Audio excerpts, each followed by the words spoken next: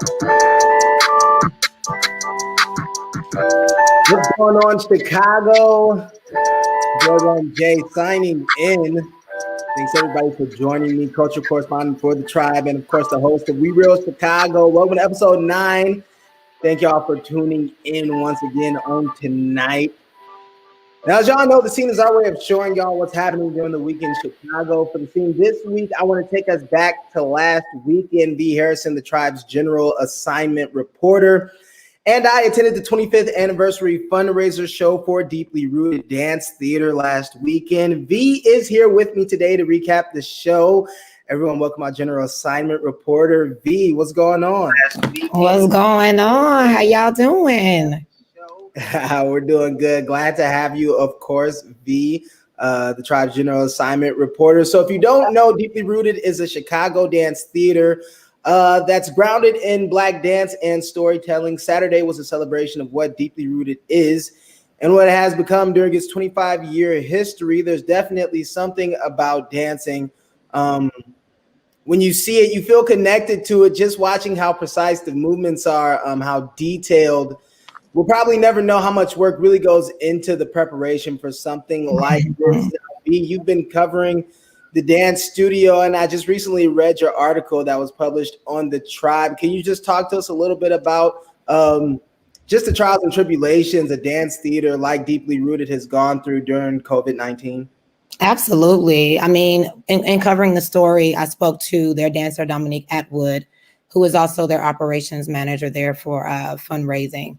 And Dominique explained to me how in COVID, they haven't been able to dance at their studio and just the importance of that space and the connection to the studio and having that with their other dancers. You know, a lot of them are spread out and not all in Chicago. So they were just really unfortunate not to be able to dance every day in their studio. So the majority of them literally transformed their living rooms and their bedrooms into their dance studio. Literally right around the time the story was published, they were just entering back into the studio, and they say it felt so good because they hadn't seen each other for so long, you know? Yeah, and I'm realizing that most of the funding that comes for the dance studio is basically just through support that people give through what's the word? Donations. Most of their income comes through donations, and we recently learned the creative director Kevin Jeff hinted at maybe a new Southside Dance Center opening up on behalf of Deeply Rooted. Could you tell us more about that, V?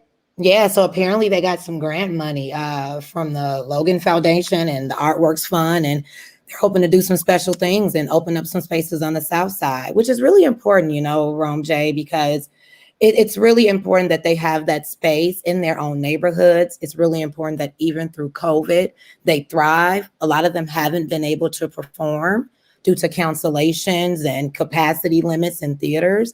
So it's really good that they're going to have that space and be able to rehearse and get back at it and hopefully figure out things for the season 2021. Yeah, we've heard that they are in the planning stages for the creation of a Southside Dance Center and receiving major funding from the Reva and David Logan Foundation. Now, V, me and you attended the virtual 25th anniversary. Of course, we weren't there to be there in person, but virtual tickets were on sale. We were lucky to be there. What was your favorite part of the performance, V? What stood out to you? Oh, God, it's so hard to think of a favorite, Rome.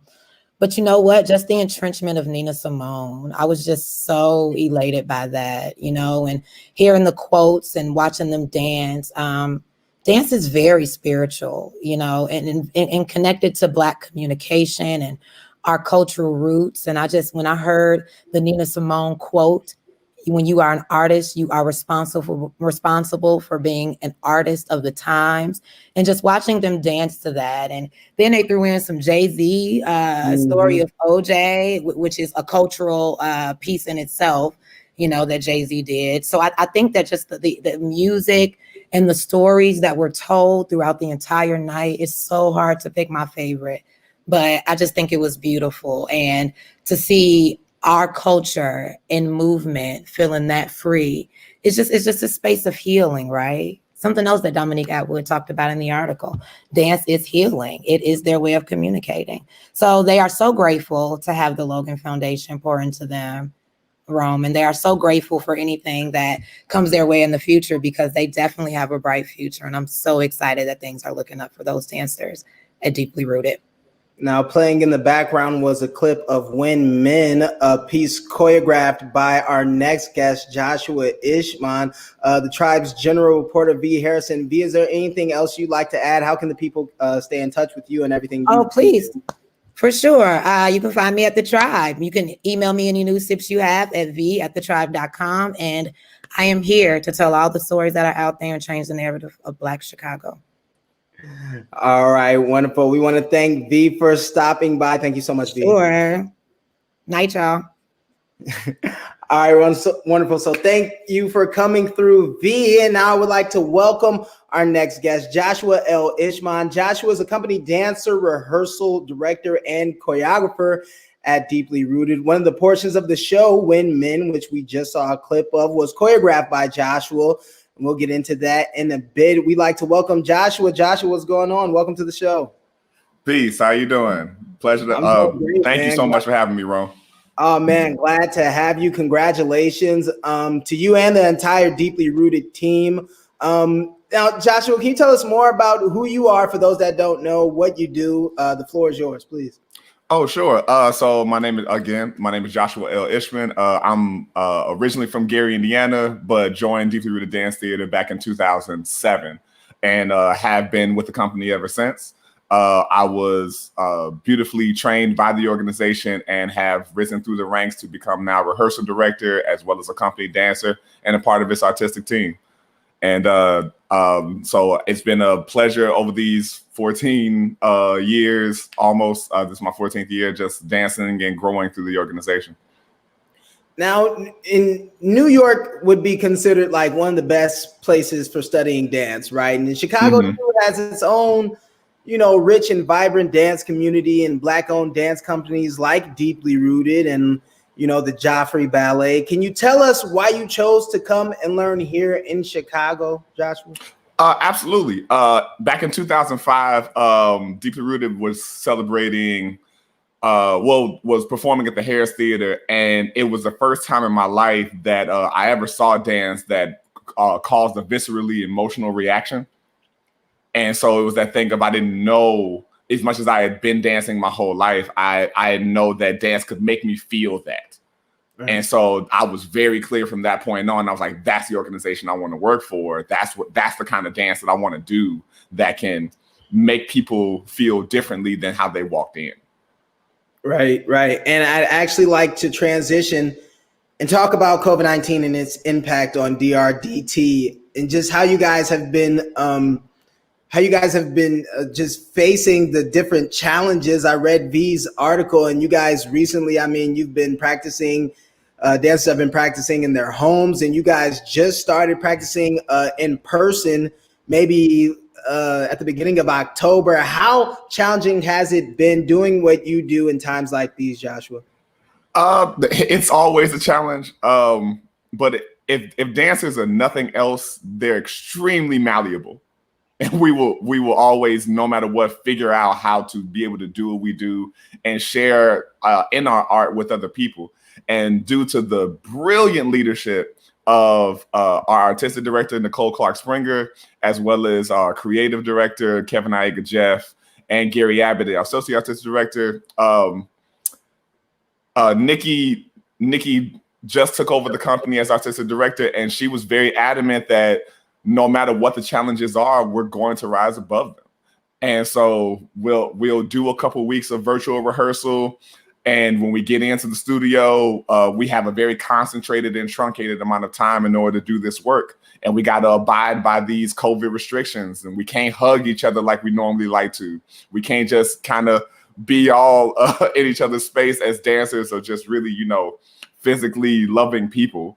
But we got to do that so that we can still do the art and we can still be able to share and we can still be able to, continue to grow the organization regardless of these tribulations we face.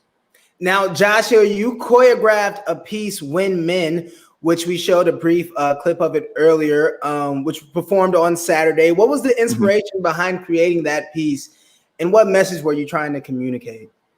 When Men was originally born, 2015, I want to say. The first section, which is set to part of the speech of Charlie Chaplin from The Great Dictator, and it was made in response to a work that was talking about the legacies of Mahatma Gandhi and Martin Luther King. And then the following year, I made the second half of it, where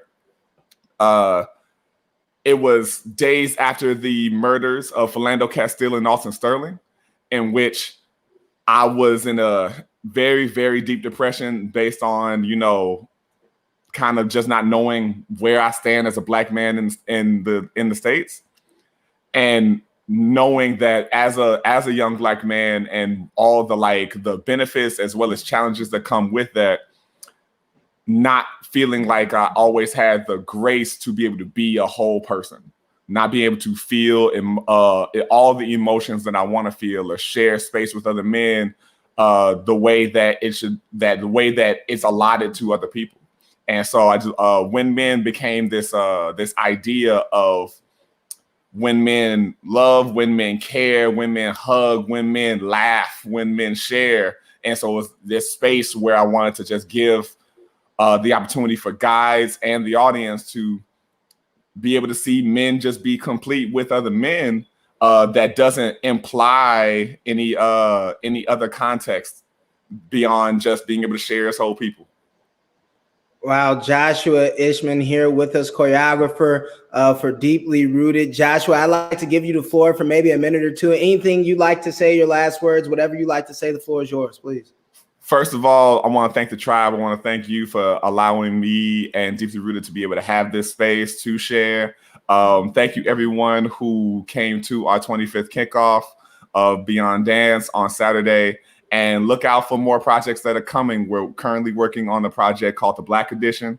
That'll be coming, a video project that'll be coming out in February, choreographed by myself, Nicole Clark Springer, Gary Abbott, and Kevin Iga Jeff. And we'll continue to work. By all means, check out our website, deeplyrooteddancetheater.org. We are still accepting all donations and all love that you are willing to share with us. Joshua Ishman. And Joshua, so you guys have the Black Edition coming up. I also saw, you guys had a lot of things canceled because of COVID too. You had something lined up with Donald Lawrence, and yeah, that was a rough one, but it's not completely dead. We started a workshop production for Donald Lawrence's current album Goshen, and it's a workshop musical production that has now been pushed back to, I believe, 2022 is when it'll get put back on its feet. But stay tuned. We working on a lot of great stuff. Wonderful. Joshua Ishman, company dancer, rehearsal director, and choreographer at Deeply Rooted. Joshua, it was a pleasure to talk to you, brother. Stay strong. Keep Likewise. going, brother. Much love. Peace. Yes, sir. Thanks to Joshua. If you want to know what's going on in these streets, make sure to check out the scene at thetribe.com for everything that's going on in the city. Stay in tune with us and the scene. Now, when I think about footworking, I think about sweaty basement juke parties, 2000s and juke music blasting, Negroes battling in the middle of the floor, sweaty. And, I can dance a little. I got a little two-step something, but I've never been good at doing anything quickly. Now, thankfully, our next guests are experts on footworking. And I don't know if y'all peeped yet, but tonight's show is all about dance. Look at us connecting the dots here. The Era Footwork Crew are pioneers of Chicago footwork. For the last 6 years, the Era, which features members Jamal Lightbulb Oliver, Sterling Stilo Lofton, Brandon Chief Manny Calhoun, and Jamal P. Top De La Cruz, have traveled from Japan to Peru performing and choreographing alongside Chance the Rapper, DJ Rashad, DJ Spin, and many more. Welcome to Be Real Chicago, fellas. We want to welcome the Era Footwork Crew. What's going on, guys? What's good, bro? What's good? What's going on? All the fellas in here real quick. Yes, sir, my boy. Long time. Jamal, everybody. What's going on, fellas? Long time, my boy. Yes, sir. Yes, sir. It's definitely been a long time since you guys did Tribe Tuesday with us, came out and taught everybody how to footwork. Definitely good to see you fellas again. Yes, sir, man. Always. Already know. Thanks for having us. Yes, sir. So before we find out more about the era and footwork, let's talk about current events real quick with me, fellas. Now, Chicago rappers Chief Keef and Polo G are gearing up for a live virtual concert on Friday, October 23rd, that will stream across the globe on Dream Stage. The pair will perform their latest drops and biggest hits. The concert starts at 6 p.m. Central Time. Now, if you want to cop a ticket, you should check out dreamstage.live. As y'all know, fellas, I mean, Chief Keef is like damn near the pioneer in Chicago's real movement. Are y'all down with Keef? Y'all fans of Keef? Yeah, for sure. Do his thing. Yeah, bro, definitely do his thing. Go. Most definitely. I mean, I remember vividly when Finally Rich came out. I actually went out and bought the hard copy CD, which nobody ever does and probably will never do anymore. Yeah, but yeah, man. Now, Polo G's debut album, Die Legend, is certified platinum, peaking at number 6 on the U.S. Billboard 200, and it also includes his hit single "Pop Out." Now, Polo was recently named XXL Magazine Freshman of the Year, and Chief Keef is a XXL Magazine alum. So I got to know, fellas, what do y'all think about the young GOAT Polo G? Me, myself, I rock with him too. You feel me? He also be, of course, it's not the most lyrical, but like he do his thing, you feel me, with telling stories from his side of town or what he been through, you feel me? So it sounds genuine, so I most definitely rock with him. Facts. That's from Stilo, Lightbulb Pizza. What y'all think about my man Polo G, Chief? I mean, he a decent artist, you know.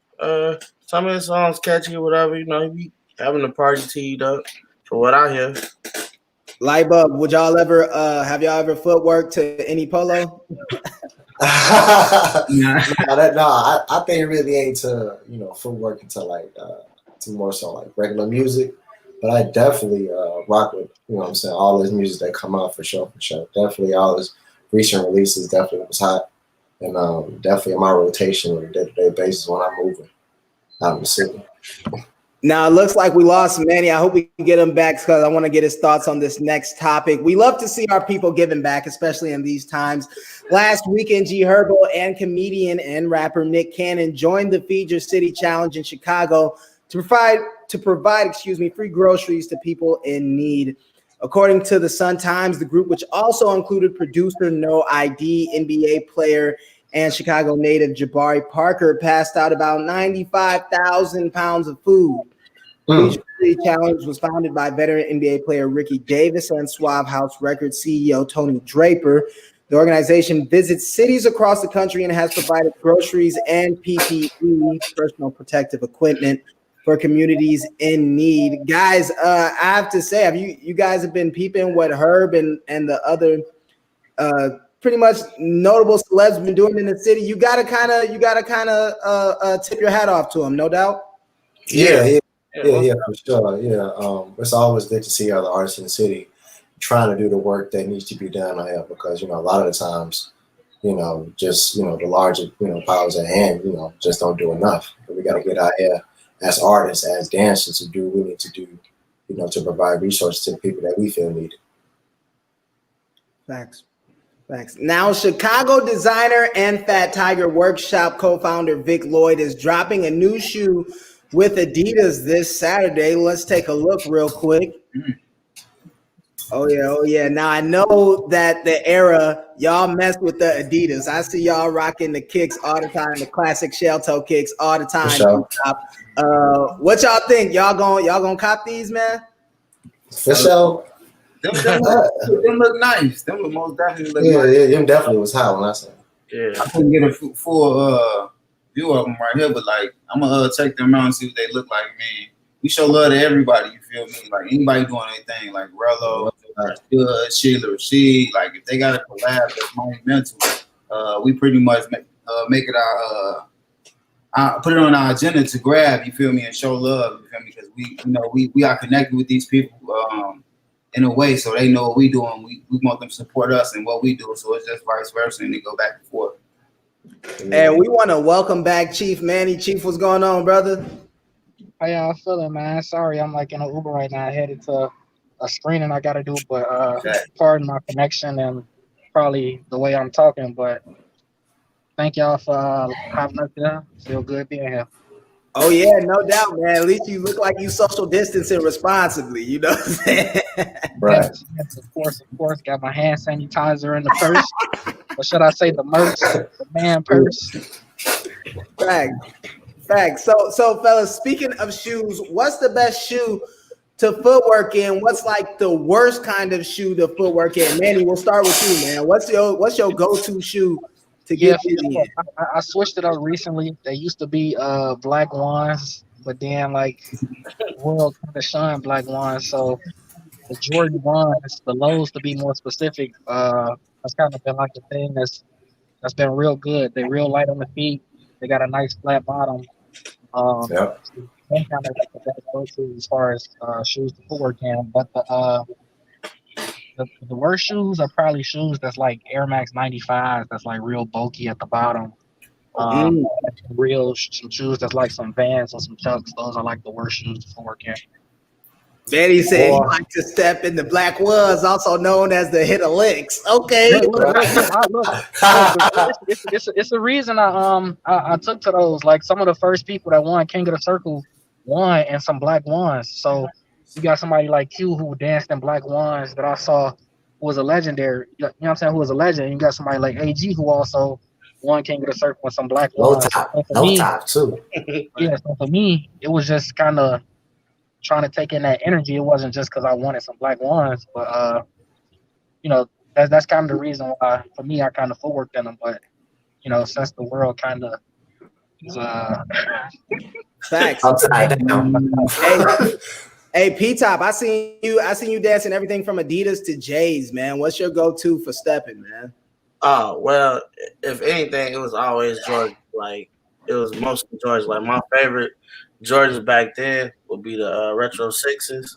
A lot of people say they heavy, but back then they weren't as heavy as they're making them now. But, like Mandy said, Jordan 1s, can't go wrong with them. A lot of people notice that we rock all the low-top Jordan 1s too as well. And they are comfortable shoes to dance in. The worst shoes to dance in, to me, I say Chucks, Vans, and Gotta be dress shoes. definitely dress shoes. I mean, when you at a function and you get a couple drinks in, them dress shoes don't even matter. You tried to do it at the wedding, yeah. You tried to out at the reception. Yeah, man, you be sliding everywhere, boy. Light bulb, Stilo. Real quick, what's the go-to to step in? Go-to for me gotta be Jordan 1s because for me, I used to dance in like real sleek supers. You know what I'm saying? But I changed that and went to just straight Jordan 1s. You feel me? Jordan 1s. Like, you're able to feel your entire foot. And for me, like most people in footwork lack that ability to be able to feel their foot and use their entire foot. So I used to my advantage. Yeah, it look like you got every color. Stilo, what about you? Man, yeah, same shit. Jordan, excuse my language. Jordan 1s, you feel me? But I disagree with Manny. Like I like 95s to dance in because it's like every shoe gonna 95 decent. Every shoe gonna make you dance different. I feel like it's gonna make you think a little different on your toes. So, but as of lately, of course, the whole team has been Jordan 1s, lows, the retros, of course, and that's how we come. All right, bet it up. Moving on, let's find out more just about the era. Take it away, fellas. Can we go around and everyone just introduce themselves and tell us what side of the city y'all grew up on? How did you fellas meet? Let's start with Stilo, man. Stilo, real name Sterling. People call me, everybody else call me Stilo, call me Blue, or Stelio, you know. They know. But I'm 29 years old. I'm from the east side of Chicago. You feel me? Early in my career, like I met Manny early on. You feel me? In high school, when I really picked it up. Of course, when you're around in the city, you see Chicago footwork or Chicago dance everywhere. But when I really got into it, I linked up with Manny, and that was probably about maybe 2005, 2006. Just from there. Linked with Bub about 2009. Of course, we knew P-Top for a while. He was a rival. Many people don't know that, but around 2014, we started taking off. And no, matter of fact, we all met in a group called Terror Squad. Me, Bub, and Manny. That's how we linked up. Sorry, but once I met Manny, we got to it. We started taking it serious. Ran into Bub in a group called Terror Squad, which is also a group we all are part of, except P-Top. Then after that, we just clicked. We was together every day, which is me, Manny, and Bub. Then little down the line, P-Top got in the squad, and shit, he clicked too. So we was rocking with him. I helped co-found the group. I'm also like the designer or the apparel. You know what I'm saying? I handle all that side of the group. So design is like a big for me, and like designing merch or garments for people to wear so we can spread, you feel me, footwork in that way. I also have a brand myself called Stitch by Stilo, which I started along the lines of, just get my footwork career going and like being predominant in it with the gang, with the guys. I mean, so I take on that just like trying to mix fashion and dance right now, you feel me? Since footwork is something I love and fashion is something I love. So I've been footworker for maybe 14 years. And that's pretty much me in a nutshell, you know what I'm saying, within the group. Play my part. And you guys all have different kind of skill sets that you all get to, Stilo. You mentioned the clothing line and how you handle the merch, and we'll get to that later. Manny, tell the people a little bit more about you, brother.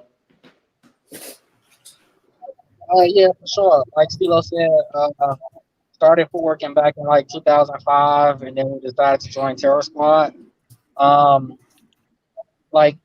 in Terror Squad, I also decided to go to school for animation, so I started focusing heavy on animation and film work and pre-production and stuff like that.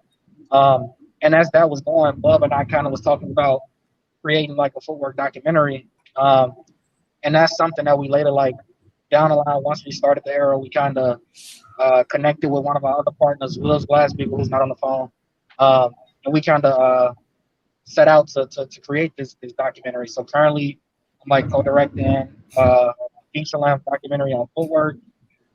Also, kind of help define the look of the group within the videos that we make. And yeah, just like a footworker. Even outside of footwork, I just consider myself a teacher of the craft, because I love, being able to spread what I know and what I learn. And that's just something that's kind of been my thing or niche within the group. I'm not a big battler or anything like that. But when it comes to, footwork, and I know my craft, you feel me? I feel like can't nobody touch me on my craft. And with filmmaking too, I'm still a current student of the game. But it's something that I'm developing within the Era, a look for how to document dance and footwork, but also for the group specifically.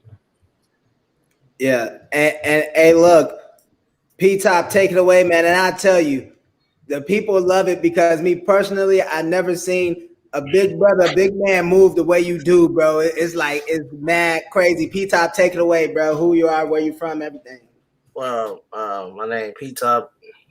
Government name Jamal Dela Cruz. I'm from the north side of Chicago, Uptown. I've been footworking since 2005. I come from a battle clique, which is a rival against Terror Squad, called Goon Squad. Been most of the years been battling for 10 years straight, but professionally dancing, I say 5 years.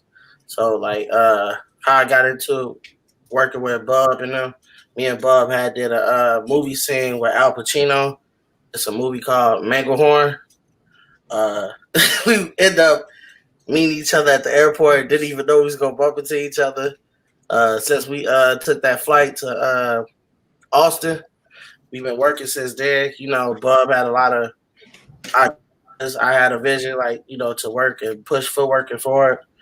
And ever since then, he hit me up. He was like, we got a meeting. You want to come check it out?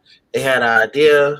I actually helped them with our group name, which is The Era, because before then they was called New Era. I don't know if a lot of people knew that. They was pretty much, they had an idea of what they was doing or what they was trying to do back then. But I guess when life hit us, everybody take a break from doing certain things. You gotta take care of them bills and family. But I guess when me and Bub had did that movie scene, we pretty much just tried to pick everything back up what they already had started. And ever since then, it's been clicking. We've been doing shows, making music, throwing events. You see Stilo with the merch.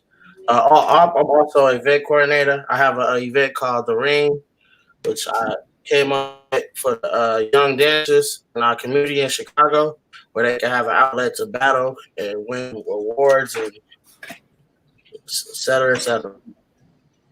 All right, and last but not least, brother Jamal, go ahead and take it over, man. Who you are, where you from?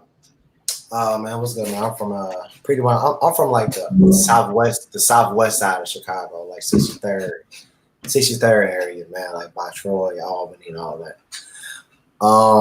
Yeah, man, I'm pretty much one of the, you want to say, peak dancers of the community. I've been traveling for working since, so I want to say 2011.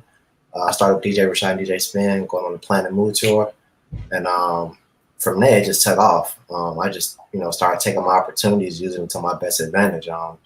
Once I got back home, obviously I had to get a job, of course, but in between time, I still was traveling back and forth with Rashad to perform at festivals and Spin to perform at Barcelona, Spain, Japan, at some of the Red Bull, some of the largest festivals in the world I was performing at.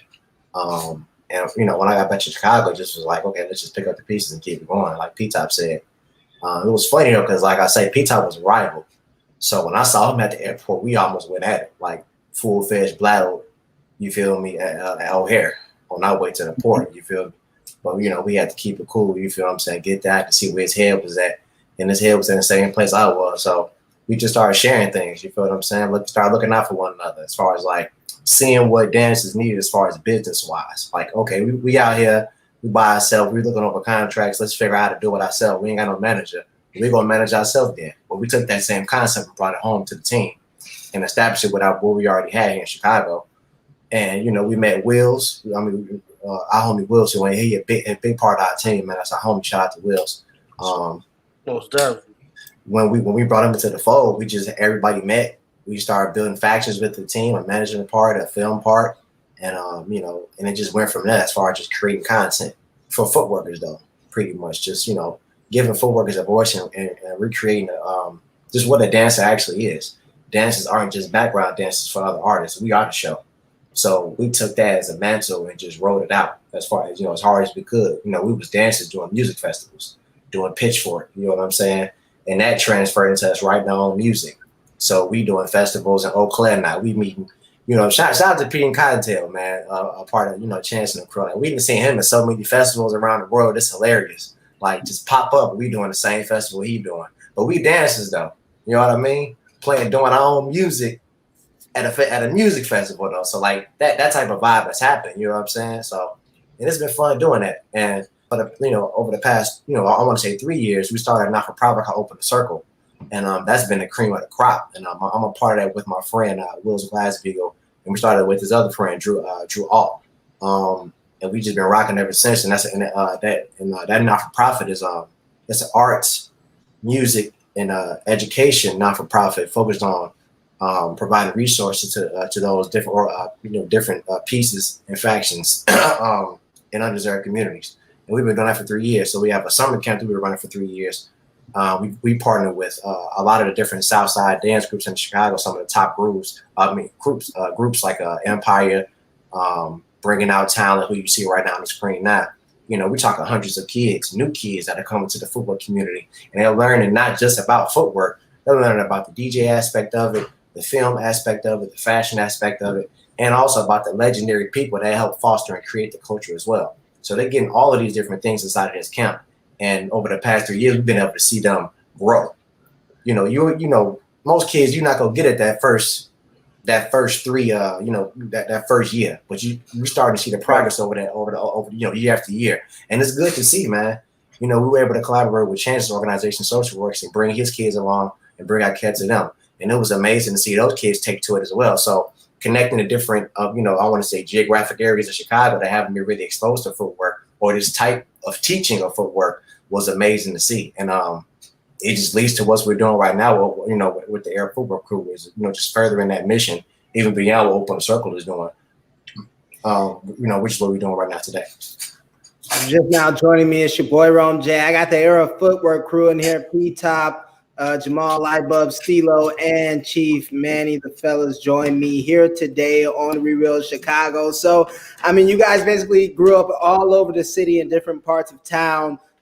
So I'd imagine the way you dance would be different. Would that be true? Is it a difference in terms of how the dance looks from, like, if you're from a different part of the city or not? Yeah, the West Side. I think the difference is. Oh, go ahead, Bob. Man. Go ahead. No, I was gonna say I think the difference is like kind of like within the group you kind of click up with. So you know, with me, Bob, Stilo, Terror Squad, which came from like the south suburbs, like that's kind of like a style we got, but like individually we got our own personality. So we have a base, a base set foundation style, and we also do have our own personality within that style. Even with P Top, he come from a different group. He come from Goon Squad. That's a whole style of dance that's fostered from up north. But within that group, you got different personalities. So, P Top don't look exactly like Kieran, or Kieran don't look exactly like Sticks, or so on and so forth. I don't look exactly like Stilo, or Stilo don't look exactly like Bub. But we do have our own personality within that style of where we come from. Right. I mean, really to add to that is like footwork originated on the West Side, and the West Side footworked a certain way. It wasn't, it was called animations, or called those people pull your heart out. Or they'd be ticking, they'd be moving a certain type of way, doing Mortal Kombat. Who knows? But that's what like a part of the animation style was out West. The South Side kind of brung the irking jerks, the works, the side to side motions, and kind of made, brought structure to the style per se. So you can tell if somebody who footwork out West from somebody who footwork out South.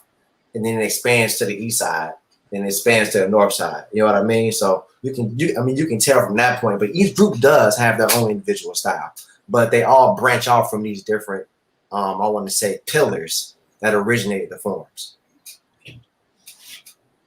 All right, now if nobody has anything else to add, here's the hot take. What side does it better? What side does it better? Who's the best dancer in the era?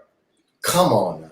Wait, that was a two-part question. You said what's the best side, and you said who's the best dancer. Whose side does it better, and who's the best dancer in the era? All right. I mean, I don't think a lot of people could dance to my weight caliber. I would just say the South Side does footwork overall betterly. Betterly. You said betterly. Better.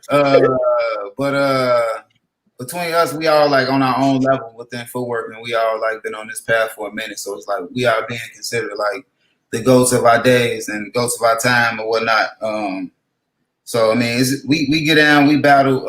So you will have to just be there to see that, judge yourself. You feel me? Because everybody got their own opinion. They might say Bub is better, or P Top is better, or I'm better, or Manny better. It's all opinionated at the end of the day. Until like you test it on like your craft, like Manny said, you feel me? Like knowing the craft and knowing what you're doing and where it came from. For sure. Right. Yeah, I mean, and if y'all don't mind, man, I got like a somebody with me who can speak from like the women part of the style or the culture, because it's completely different, and they gotta they got their own set of things that they go through. Hey everybody. Go ahead, introduce yourself. My name is Ilili. Hi. How you doing? I wasn't expecting this. But I am one of the co-founders of Partners in the Circle, a duo that actually was able to perform with the Era last year in December on the In the Works performance. And so I guess as women who working in the culture, is definitely a lot different. It's male dominant, obviously. So while we're dancing, we got a whole lot of stuff going in our head. We're wondering, okay, are they paying attention to us footwork? Are they paying attention to, us doing it? Are they just paying attention to, okay, it's just females? Oh, they looking good. But we actually do this too. We get down just like the men too. Anything they can do, for the most part, we can do it. And yeah, that's, I guess, pretty much how it is for the female in the culture. Well, thank you so much for leading. Females get down. No, I definitely. Hey, Yeah, the women get down, man. The women are some of the best dancers in the culture, to be honest. And she one of them, so she definitely, you can see her right there. You might. We got the ladies out there for working.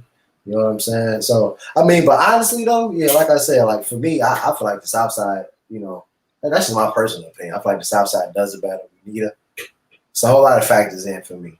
But as far as the best in the era, if we're gonna go off what Stilo said about, who is, you can't really tell unless it's been tested. As of recently, ours has been tested and we got 2-time champs. So oh yeah. Oh, really? Yeah, boy, like got it. We got it, G. On two side. We got the belts to prove it too, but he ain't lying. I mean, if you want to go, Peter, if you want to go off that, you know what I'm saying? I'm just not gonna say. Y'all definitely like the Warriors. Everybody a deadly shooter at this point. So yeah, we definitely have our guns. Yeah. So, and if you fellas don't mind, I want to take it back and just dig into the history of footworking. And I want to aim this question towards Jamal more specifically. Can you just walk people through the early days, just like the pioneers of footwork, Jamal? Okay, like this. So the pioneers of footwork. Let's talk about music. Music. It wasn't really a name for the music first. It was just a dance. The dance was being done in house music.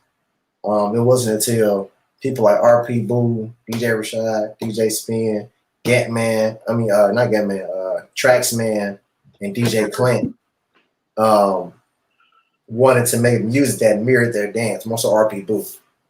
And it started from 140, went to 150, and landed on 160, from my understanding. And they've been set at that pace since then. So, and that started from like the mid 80s to now. And when you talk about the dance, and like all of these DJs I just named were all dancers. So they all were a part of the legendary group called House of Maddox at one point. And it was also now when we get to the dancing part of it, it's a dancer named Anthony Brown who created the Erkin Jerks and who helped elevate the footwork form. I don't know how many moves he actually fostered beyond the skates, Erkin Jerks and certain moves that we know for sure that he fostered, but we know that he elevated the form, and like he is considered like the Michael Jordan of everything to a degree. You know what I mean? You want to say like, because you can always compare eras, but like it all started with him to a degree, as far as like the style footwork elevating beyond what I said in the beginning. All footwork was back in the day was animations. He brought in the irks, you know what I'm saying, to form the actual movement of the feet. So that's why, that's where it originates from. And from there, Anthony Brown went out, since he was such a goat, like such a dog, like he created groups. Like, and one of the groups that he helped create was called, he didn't help, it was a group called The Firm. Another group was called Wolfpack. The Firm was already around, but I know for sure that Wolfpack was a group that he helped create, and Wolfpack stemmed to like, I want to say 3 to 4 generations after that. But then, in the meantime, like this was the top group out back then. I mean, as far as like coming up. And then you had other groups like you had the Tunnel. The Tunnel came in. What were some other groups? You had I want to say you had dance groups, but like actual battle crews, like Anthony Brown fostered in the battle crews. Like not dance groups, like no choreography, like no hip hop choreography, just all footwork and battling. And from there it just evolved. It evolved. It got to the south suburbs. It started being parties every weekend. All the skating rinks turned into parties. You know what I'm saying? It's a whole history behind as far as like skating rinks and how those transformed and turned into parties. But we got generations of groups that came later on, like Goon Squad, like Terror Squad, that came right around when Wolfpack was going into its ending period. You know what I'm saying? When all of them got grown. So it's so many different generations of battle crews that are around, that are still around in footwork, and new crews, being created. You also got Creation that's out there as well, that's doing things around the world as well. So just these different groups that came up that are now always around. And everybody know about Wildlife Camp. Wild Cam and YouTube, all that stuff came around like, you know, somewhat the mid 2000s. And, you know, it was a select number of footworkers that were on YouTube heavily that had names. You know, I was one of them. King Charles was one of them, as we all call him. We don't call him King Charles, we call him Charles. And, you know, AG, you had a lot of different footworkers that was out here. And that just helped build the reputation for footwork on the internet as the internet became. I think that was around the time when the internet really got big too, in those 2000s. So, you know, luckily footwork, you know, fortunately enough, footwork was around and was, you know, able to be broadcasted and recorded and put on YouTube, because that played a large part in getting out around to the world as well as the music as well. Yeah, and I think like a misconception outside of Chicago is like, oh, this new dance. And like you mentioned, footworking has been around close to 30 years. I remember seeing it like in Missy Elliott's Music Make You Lose Control video. Always been around. That was early 2000s. They were in that joint footworking. And that's one of the first times I can like actually remember it being on the big screen. I would argue, and of course people in the city argue, that y'all are a big part of the reason why it's in the mainstream now. What, in your opinion, and anyone can jump in here, in you guys' opinion, what helped bring the dance to the big stage, really? As you said, that internet era definitely helped, but what else really brought footworking to the big stage?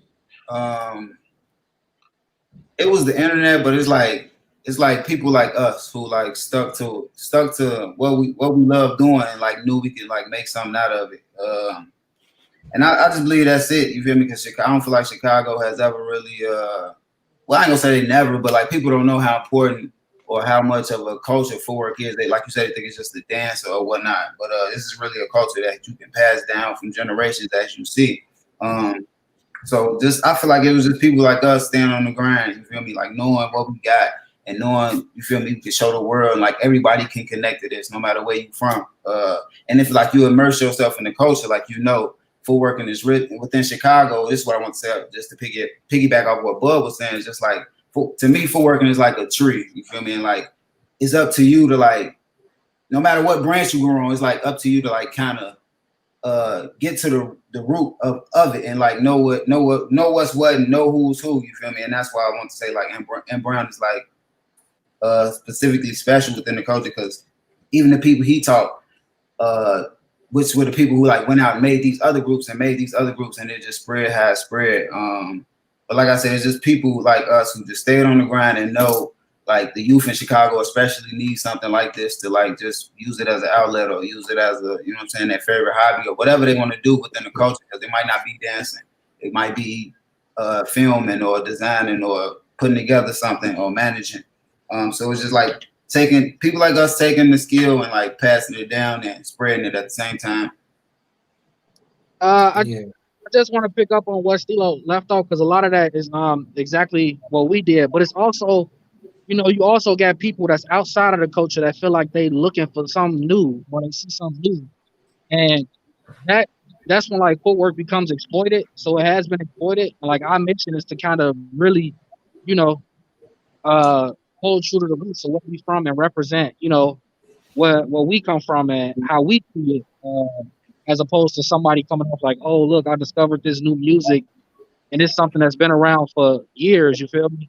You got people that want to just put it in the background of some cool dance or some pop artist, and it's like, that's cool, but or any artist. Yeah, any artist, because you know, a battle is the show. Well, a footwork performance is the show. So it has been people that has, you know, exploited a little bit that helped. I ain't gonna say that helped, but that brought it to different audiences, you know. That's part of like, you know, what has happened. But it's our job, you know, as Chicagoans and as you know, people of the culture to continue to do the work we do and teach it and pay it forward from the history of how we see it. Which is like the, you know, the CPS work we getting into now. Yeah, I mean, like when you look at it from a grand scheme of things, footwork it's been exposed. You know, it's been exposed. You know what I mean? As far as like, not in a bad way, but it's been exposed to different audiences. Like Manny said, I mean, when you saw Missy Elliott, that was your first time seeing it. But how proud you was when you saw it. You felt like, man, I'm from the city. But you ain't know none of the dancers though. Fact. You know what I'm saying? Like we know them. I know Blair. You know what I mean? Like I didn't been knowing about Blair. I know about Dave. All them since I've been a kid in the dance community. But it's like, who speaks for those dancers though? And like what other kids in Chicago want to be like them and can see and touch them. So my whole thing was like, we done being background dancers. We weren't ever background dancers. We a partner. You know what I mean? We a partner, but we like Swiss Army knives. We are versatile. We do more. We had to show people that you can do more than just being. You know, it's more than just being a dancer. You can be an entrepreneur. You can be a manager. You can be a film director. You can be a fashion designer. You can do music. You can combine all these different elements inside of what you do and not be constrained to what people see you as. So we are representation, and we are the voice for dancers. When people see us, they be like, "Damn, they know how to footwork. Damn, man, they can dance. They don't even look like dancers." You know what I mean? Like we want to be able to shock people, to show people. Like, then when the kids see us in our communities, they say, "What's up to us?" All our kids in our community know us. So, you know, that just goes back to show you that like we work through Chicago, and even though we are globally around the world, we make sure that we have built a base here in Chicago where we live and still work through it. And I feel like that's the key to keeping it safe in Chicago, keeping it, and so that when people do get a hold of it outside of Chicago, they respect it and want to be a part of it instead of using it and taking from it and using it for their own, you know what I'm saying, personal gain. It's a difference, man. It's a real difference in how you do things. And I feel like the work that we do is just you know, attributed to what, you know, the future could look like if the right people are in public eye doing the right work. P-Top, anything you want to add, brother? They pretty much said everything I was gonna say, but the number one thing that he just said was putting it back in our own community, letting them know how important it is that we have culture here over 30 plus. This is Chicago culture, like, you know, it went from house to ghetto house to juking to footworking.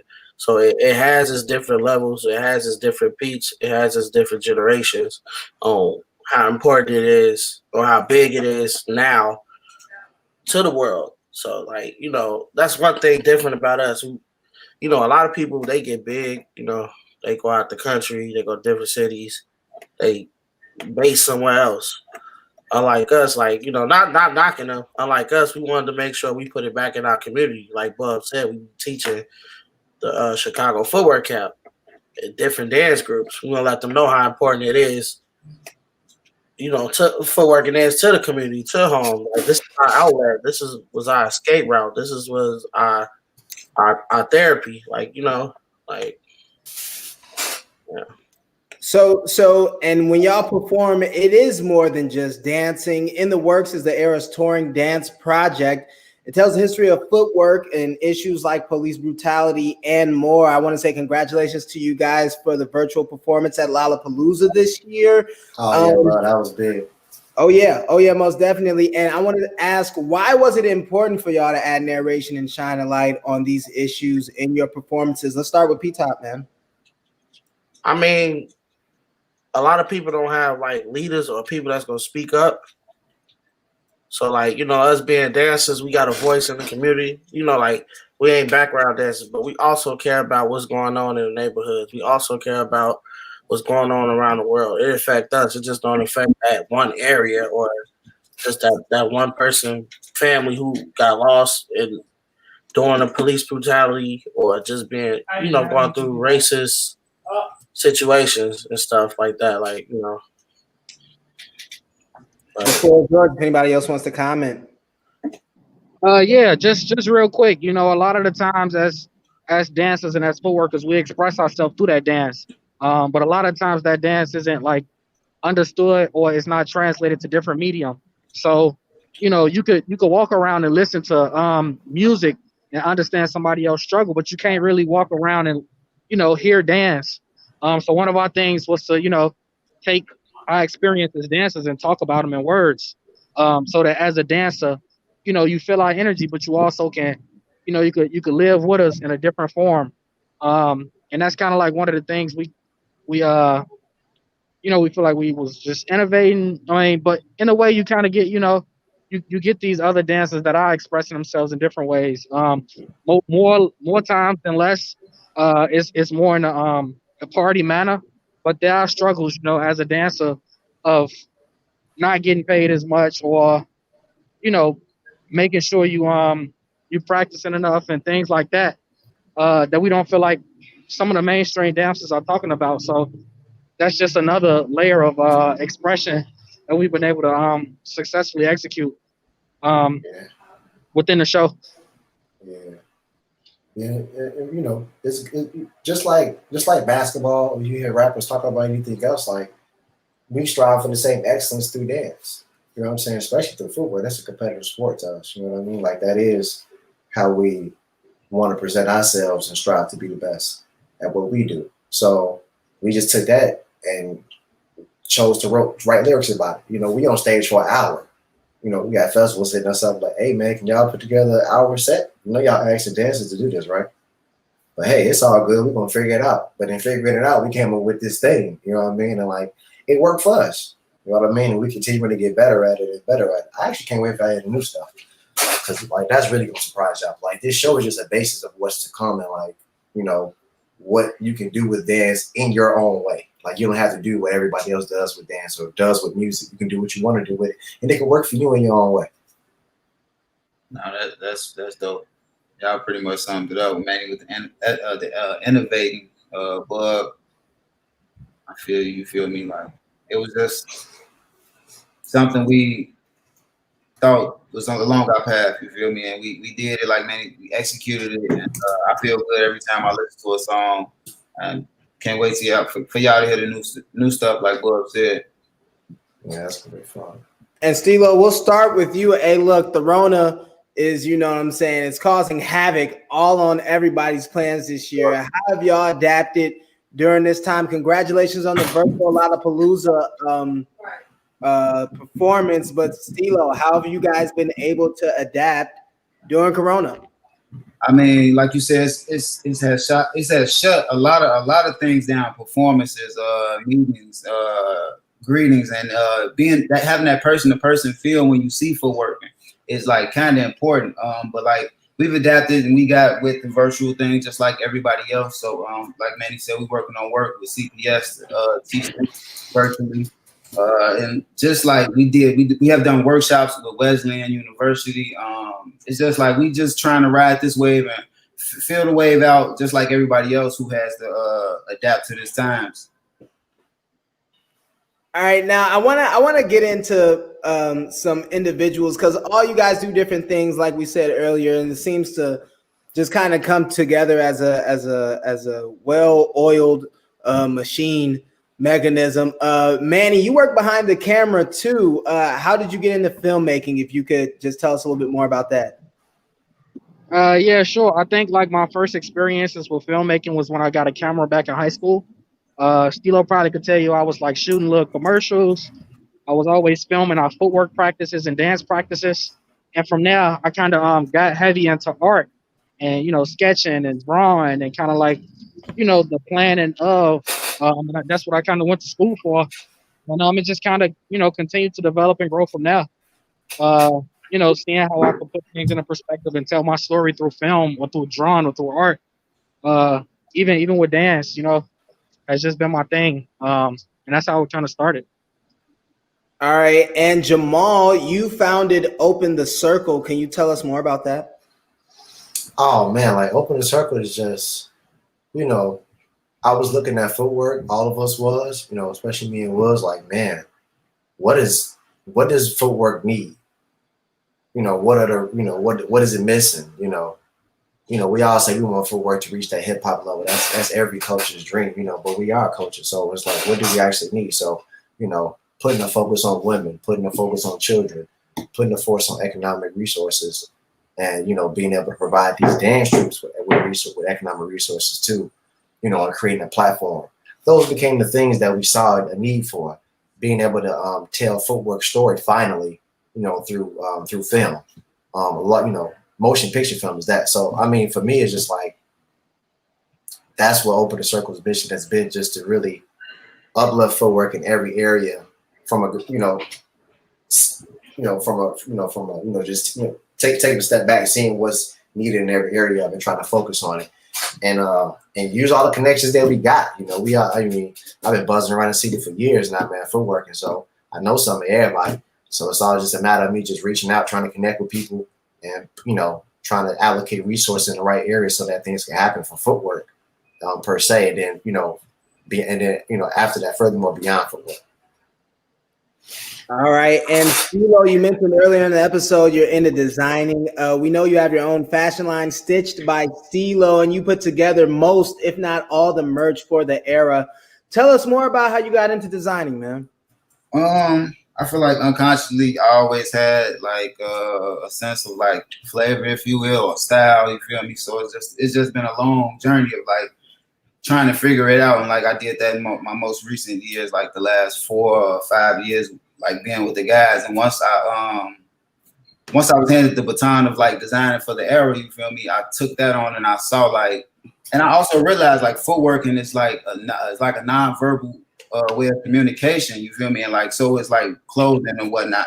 So it's like designing merch for the Era is like spreading that message, like just like that. If they can't see the dance, they can wear the message like always and like represent for Chicago footwork. And so along that road, I just felt like I needed to I wanted to create my own, you feel me? So like I tried styles and I just tried to like dive into like every layer of fashion, whether it been modeling, I like tried to do that, you feel me? But I found myself wanting to like just create and learn how to learn more about creating garments so I can like create everything I'm thinking of. I'm like, everybody's been buying, but like I know people will buy my or relate to my ideas and like things I put out on that scale. So like I said, it's just been a long journey of like learning this or trying to do that and mixing it and like taking a step back and like reevaluating like what do I really want to do. And I found myself just like I taught myself how to sew, so it's been like a year and some change where I've been on the sewing machine creating garments or whatnot.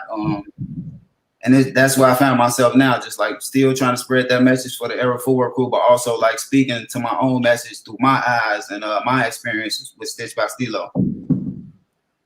Dope. Yeah, we're all for here at the Tribe manifesting your dreams. P-Top, can you talk more about your work with Youth in the Ring, brother? Pretty much like I have like a bunch of kids in Goon Squad. And I also help, with the footwork camp, teach other kids. What I do is like I try to keep kids on their toes with keeping them practicing, labbing, staying on point for the next battle or, next event they want to go to, such as like Terror Dome, which is ran AG. Shout out to AG for that. He came home and, did his thing with that. And, getting them ready for like the next thing, like, because a lot of people, like in our generation, that wasn't always available to us. Like we was lucky to get the teachings and what the history about Chicago footwork. And so like I just try to do my part, like just as well as everybody in the Era do their part with the kids by teaching them, letting them know like what's wrong, what's right, or like keeping up with moves, keeping them ready in shape for the circle. Dope. Now, is there anything new on the horizon for the Era? Jamal, I heard you say you can't wait till the new stuff's drop. What do you guys have in the pipeline? Let's let the people know. Yeah, man. So like in the works was like our first mixtape that we dropped some years ago. We dropped a few releases after that, and then we went to like just like dropping just all different types of content. So now like got some actual produced music, like collaborating with DJ Spin. So like I'm super excited to like find a bit of like work with Spin and release some content that's actually like produced by him, put together by him. You know what I'm saying? Recorded. If everybody saw Lollapalooza, we perform some of the music there. So you should have heard some snippets from that. But beyond that, the bigger thing is, I'm gonna say the bigger thing. The equally dope thing is that we start a new program through Urban Initiative with CPS, and Manny could chime in a little more to really break it open because full details. No, yeah, for sure.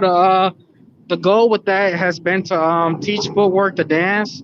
But through like that dance workshop and after school programming, teach like the history. Like this is probably the only Chicago native dance and one of the most important dance in history that kids could probably learn. Like that's theirs, you know.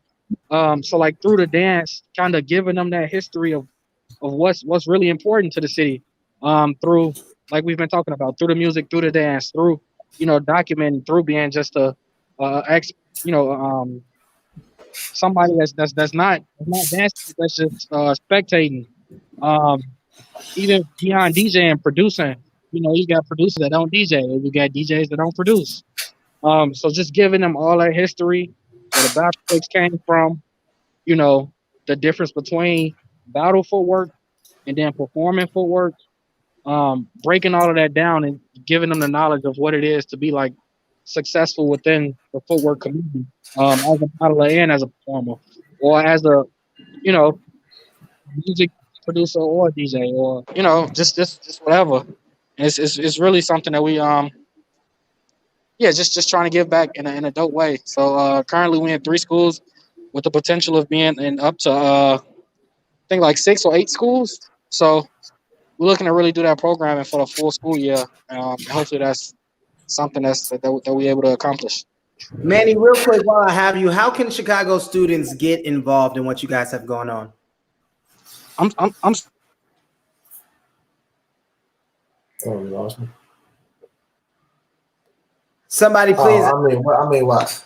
I can tap in for. I mean, well, for the most part, this is a new footwork program. It's the Era Footwork Program that we just created through Urban Initiative to bring to Chicago public schools.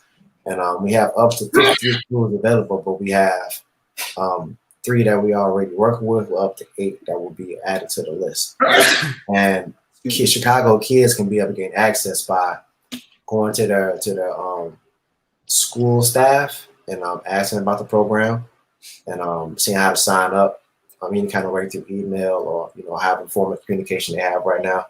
I know it's a bit of a scramble right now with COVID and the schools are kind of like all over the place, but the program will be administered starting towards the end of this month, going into the rest of the school year and beyond that. So yeah, it's definitely like a huge one for work. We'll be hiring other foot workers that are not specifically even from my groups. We'll be trying to work to hire other foot workers throughout the community. And, just, again, try to spread resources to give back to not only the kids, but also to other artists within our community that we feel deserve and, could use also the resources as well. Guys, it's your boy Rome J. If you're just now tuning in, you're going to have to wait till this live broadcast is over, then rewind, because I've got the Era Footwork Crew on live with me right now. Chicago's #1 footwork crew, hands down. Look, we'll start with P-Top. P-Top, how can the people keep in touch with you? Give them your socials. How can they stay up with you guys? Y'all can follow me at Legendary Top on Instagram. Type in P-Top Goon on Facebook. If you pretty much want to follow any of our social, you could just Google either Era Footwork Crew or the Era Footwork Crew. Dope. Stilo, how can the people keep in touch with you, brother? Our social media is basically Stilo the Era. That's ST 2 E's and an LO the Era. So Stilo the Era, and my clothing platform or anything, Instagram, Facebook, Twitter is Stitched by Stilo. You can type that in, all this one word. Website stitchedbystilo.com. We got Chief Manny. Chief Manny, I'm sorry we lost you again, man. But how can the people stay in touch with you? No, yeah, for sure. Y'all can follow me at Chief Manny _ the Era. But I also have a filmmaking page, and I'm trying to like rebrand myself. Brand _K _Calhoun. Dope. And last but not least, Jamal. Tell people how they can keep up with you, man. Man, y'all already know, man. Find me anywhere. BU above the Era.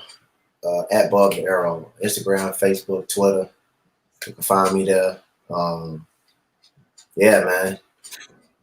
The EraFootworkCrew.com, everything else. And stay tuned, man. We dropping a lot of new content soon, man. If you ain't seen anything else we drop, man, look for all our content on YouTube and everything, man. Just look up the Era Footwork Crew. And yeah, stay in tune. P-Top Manny Sterling and Jamal, the Era Footwork Crew, stops by Real Chicago. Thank you, fellas, so much for your time. Thank you. Love, I appreciate y'all. Thanks for having us, man. We're gonna catch up soon. Yes, of course, always. That's my boy. All right, so that's our show. I'd like to thank our guest, Joshua Ishman, the Tribe General Assignment reporter, V. Harrison, and of course, the Era Footwork Crew. Make sure to check out the scene to see what's popping this week in Chicago. Thank you guys again for joining us tonight. If you have any questions about the show or want to reach out to us, hit us up at connect@thetribe.com. Make sure to hit the like button and subscribe to our YouTube page and hit that little dingly bell so you guys get notified whenever we go live or whenever we post something to the YouTube page. You can find me on Twitter at the RomeJ_ and on Instagram at RomeJ_TV. And if all hearts clear, we'll catch y'all next Thursday. Stay real. Stay safe, Chicago.